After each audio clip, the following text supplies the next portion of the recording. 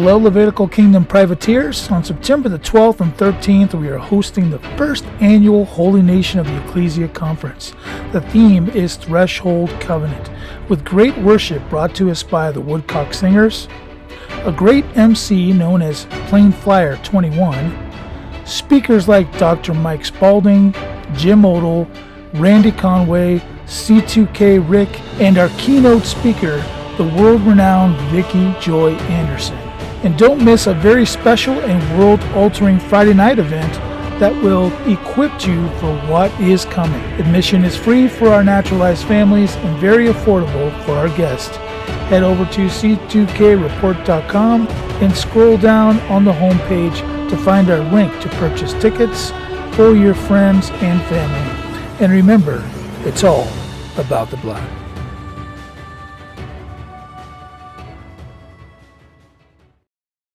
Water has always been considered a precious commodity, but Stan Meyer's invention may make it even more valuable. He has developed what's called a water fuel cell. It has taken the place of his old gas tank. The water fuel cell breaks down water molecules into oxygen and hydrogen.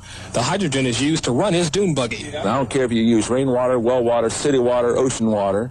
If you don't have any fresh water, go ahead and use snow. If you don't have any snow available to you, they use salt water because there's no adverse effect to the fuel cell.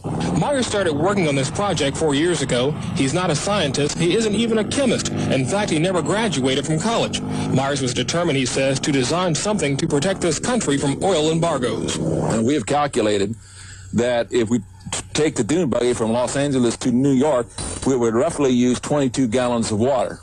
The Pentagon flew a lieutenant colonel in last week to look at Meyer's invention. There's talk of possibly using it in the Star Wars defense program and to run army tanks. Myers is currently perfecting a water fuel cell for cars. It will cost about $1,500. He says it won't need any maintenance and you won't have to replace it. Hello to another Privateers Volley. My name is Rick Hidalgo. I'm your host. And today we're talking about water to make the world's economy go. So this happened way back in the 80s, and there's a lot of conjecture out there about what happened to this gentleman that just turned up missing. And of course, the first thing that we go to, especially when you start to get a little conspiratorial minded, is you say, well, they offed him because oil is so important to the economy and it's tied to the dollar and so on and so forth, and so they must have unalived him. Well, I have a little bit of a different perspective and a little bit of a different take.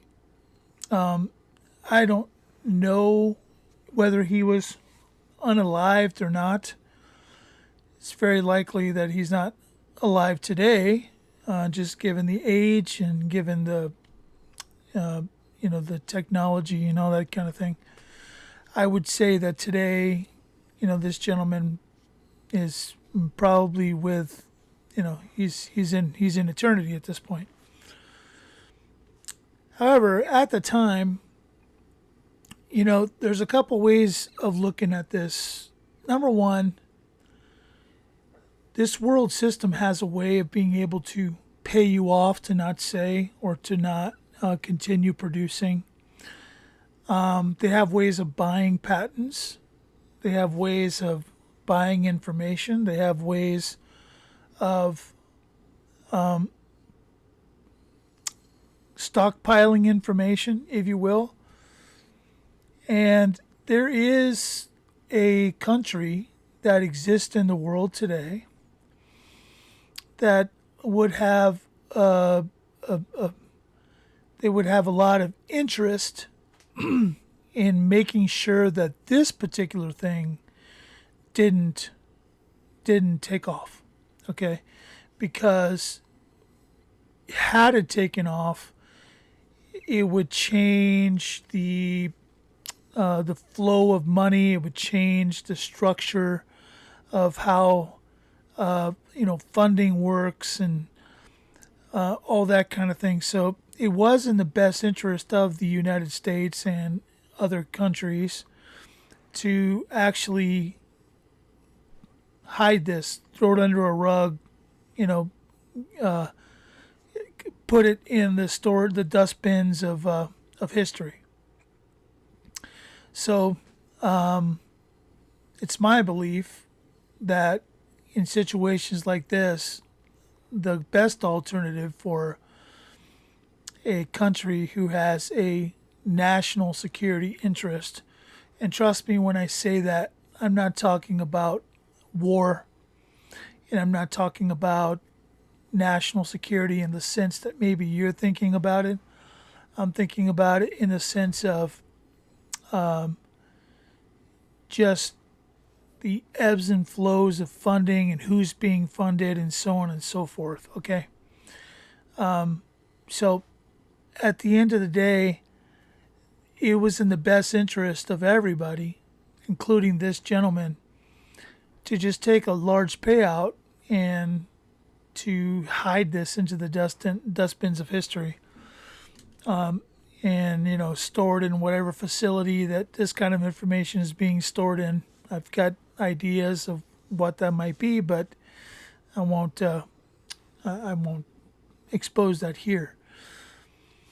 But yes, it's cool that a guy who wasn't even, as they said, wasn't even a scientist, just a normal guy like me and you, began to experiment and play with the idea that water could be used as fuel, and the military reacted to it, and thought about using it in whatever they called it the space Star Wars program. Of course, that was a Reagan program, and it was intended to be able to enforce international treaty from space. And you can throw your own understanding in there and consider what you think that means. There's a lot of theories about all that stuff. So I wanted to show this because I think that we always lean into, oh, they offed them. And I don't think that that's necessarily what they have to do anymore. People are very willing to be paid off. They just are. And money is not something that there is a shortage of in this world. There's just not. So just wanted to bring that and have a little bit of a reaction to it and give a little bit of a different perspective, because I think our go-to thing all the time, if you're in the conspiracy theorist realm, the go-to theory is, oh, they offed them. Generally speaking, people get unalived for contractual reasons. And I don't think that this man was in a position to be unalived for contractual reasons. I think he was actually in a position to take advantage of a situation, and I believe that most likely he did. So I don't know what that means. I don't know if this is even a good video. At the end of the day, I'm just doing my best to put stuff out there. When I see it, I have interest in it, and I want to react to it. That's what I do. I hope you enjoyed it. If you did, and I'm sorry I can't bat 1,000, but everything we do here at the Privateers Volley, it's all about the blood. See you next time.